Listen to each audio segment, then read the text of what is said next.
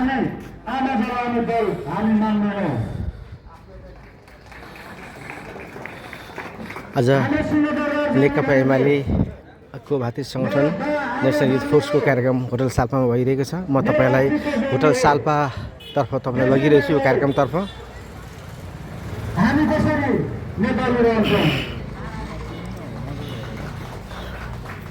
त्यसो भएको हुनाले आजका कमरेडहरू हामीलाई हरेक हिसाबले एल्गोरिदमको सहारा लिएर सामाजिक सञ्जालहरूमा फेक आइडीहरू बनाई नेकपा एमालेमाथि नेकपा एमालेका कार्यकर्ता नेताहरूमाथि जुन प्रकारको हमला भइरहेको छ त्यसको पनि हामी जवाफ दिनेछौँ। आदरणीय कमरेडहरू, सबै कुराको समय हुन्छ, त्यो समय बिस्तारै बिस्तारै आउँदैछ र जनताले धेरैजसो जनताहरूले बुझ्न थालिसकिसकेका छन् कि नेकपा एमाले नै एउटा यस्तो शक्ति हो जो चाहिँ देशलाई सङ्कट पर्दाखेरि जहिले पनि अगाडि उभिएर त्यसको आज हाम्रो कमरेड केपी शर्मा ओलीमाथि 34% फेक आइडीहरू बनाई जनतालाई धेरै भ्रम नफैलाइयोस्। अरू पनि फेरि पनि यो खालको गतिविधिहरू तपाईँले सुरु गर्नुहुन्छ भने त्यसको जवाब नेकपा एमालेले दिनेछ। त्यसको जवाब तपाईँहरूले सकभर सहन सक्नुहुन्न, थाम्न सक्नुहुन्न होला।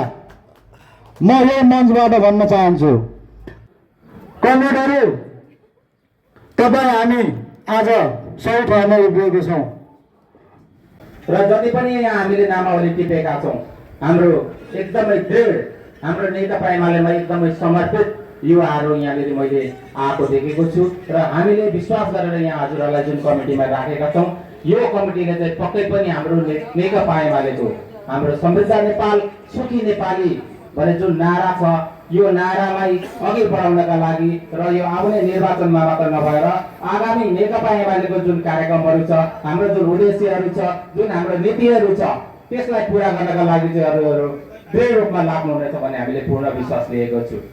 म यहाँनिर क्रमैसँगले नाम यहाँ भन्दै जानेछु र युवा साथीहरूलाई चाहिँ यहाँनिर अगाडि आएर उभिदिनु हुनका लागि पनि म विनम्र अनुरोध गर्दछु। हामीले यो नेसनल भोलिन्टियर्स फोर्स निर्माण गरिरहँदाखेरि एउटा प्रावधान के छ भन्दाखेरि हामीले कमान्डर बनाउनु पर्नेछ। एउटा प्रमुख कमान्डर हुन्छ र त्यस पछाडि सह कमान्डर हामीले बनाउनु पर्नेछ। प्रमुख कमान्डर एकजना हुन्छ र सह कमान्डर चाहिँ हामी आवश्यकताको आधारमा यहाँनिर लिनेछौँ र अन्य साथीहरूलाई चाहिँ सदस्यको रूपमा चाहिँ हामी अगाडि सार्नेछौँ। र कमान्डरको रूपमा चाहिँ हाम्रो 35 शनिश्चरीमा चाहिँ लामो समयबाट युवाहरूलाई साथ दिँदै आउनुभएको युवाहरूको आवाज चाहिँ उहाँले सधैँ एकताबद्ध भएर युवाहरूको सफलमा चाहिँ सधैँ हिँडिरहनु भएको हाम्रो 35 शनिश्चरी वडा नम्बर 2 का एकदमै जल्दा बल्दा युवा हुनुहुन्छ। उहाँ एकदमै नेकपा एमालेपट्टि समर्पित युवा हुनुहुन्छ। हामी उहाँलाई विमल राई, उहाँलाई बाटो गरे महिला भनेर पनि चिनिन्छ, उहाँलाई चाहिँ हामीले कमान्डरको रूपमा यहाँनिर अघि सारेका छौँ। विमल राई हाम्रो बाटो गरे महिलालाई अगाडि आइदिनुका लागि म हार्दिक अनुरोध गर्दछु।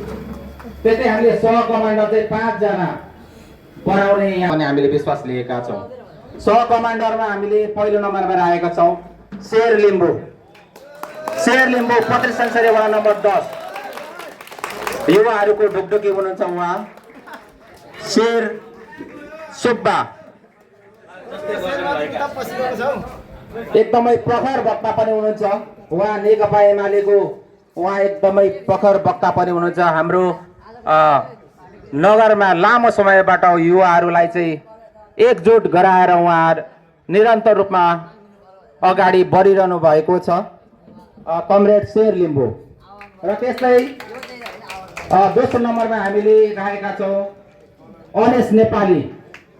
35 शनिश्चरी वडा नम्बर 1 को तर्फबाट हामीले अनेश नेपाली कमरेडलाई यहाँ आइदिनु हुनका लागि म अनुरोध गर्न चाहन्छु। र त्यस्तै तेस्रो नम्बरमा सह कमान्डरको रूपमा हामीले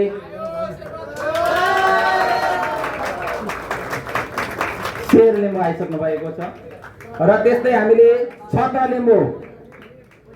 लिम्बू पत्रिस शङ्करे वार्ड नम्बर 7 कीर्तिपुरबाट उहाँ आउनुहुन्छ। छत्र लिम्बूलाई पनि हामीले सह कमान्डरको रूपमा अगाडि सारेका छौँ। र त्यस्तै अर्का जुझारु युवा हुनुहुन्छ। लामो समयबाट नेकपा एमालेमा उहाँले कटिबद्ध भएर युवाहरूलाई लिड गरिरहनु भएको छ। आदरणीय कमरेड रोहित बान्तावा राईलाई पनि सह कमान्डरको रूपमा अगाडि सारेका छौँ। र त्यस्तै हामीले सह कमान्डरको रूपमा हामीले महिलाहरूको तर्फबाट नेकपा एमालेको सधैँ शिर उच्च राखेर काम गर्नुहुने कमरेड हुनुहुन्छ आश्री बास्तोलालाई पनि हामीले सह कमान्डरको रूपमा अगाडि सार्ने यहाँनिर निधो गरेका छौँ। 35 संसदीय वार्ड नम्बर 1 आश्री बास्तोला कमरेड। यसरी 5 जना हामीले सह कमान्डर पनि यहाँनिर तयार गरेका छौँ र सदस्यहरूमा म आदरणीय कमरेडहरूको नाम यहाँ भन्दै जान्छु।